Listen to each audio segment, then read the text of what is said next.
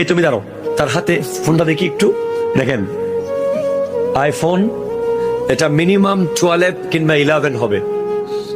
তুমি দাঁড়াও তো একটু।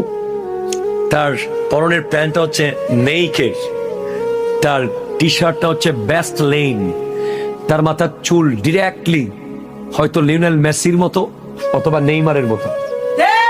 কথা বলেন ঠিক কিনা, জোরে বলেন।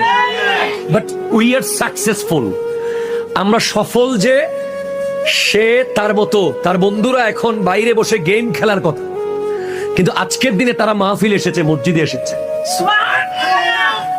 এটার জন্য আমরা সফল। প্লিজ কথা আছে তার সাথে, বলো তুমি আহলে বাইত কি জানো? জানে না, ঠিক আছে, আমি আমার ওয়াজের বিষয় পেয়ে গেছি।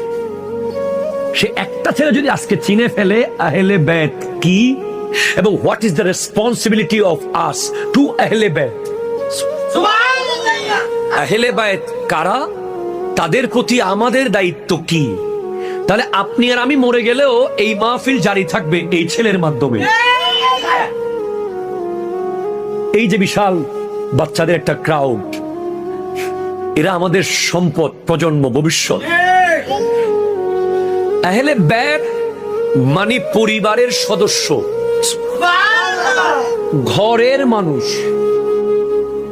এটা আমার ঘর আর আপনার ঘর হলে এটা এত দামি হয়ে যেত না এই শব্দটা।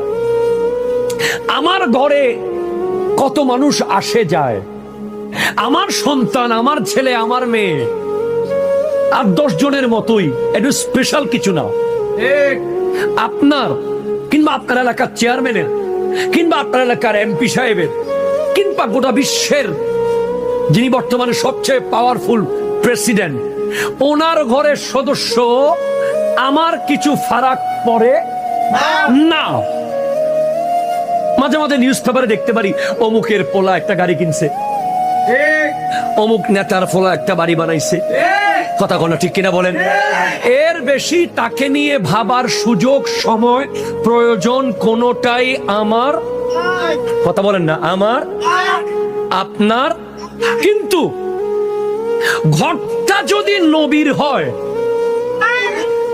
আমি কি বোঝাতে পেরেছি কিনা আমি জানি না, ঘরটা হয়তো গুলশানের কোনো ডুপ্লেক্স বাড়ি না, ঘরটা কোনো ওই বসুন্ধরা সিটির কোনো আপডেট গ্লাসের ঝলকানি যুক্ত বিল্ডিং না, ঘরটা হয়তো খেজুরের পাতা দিয়ে বানানো,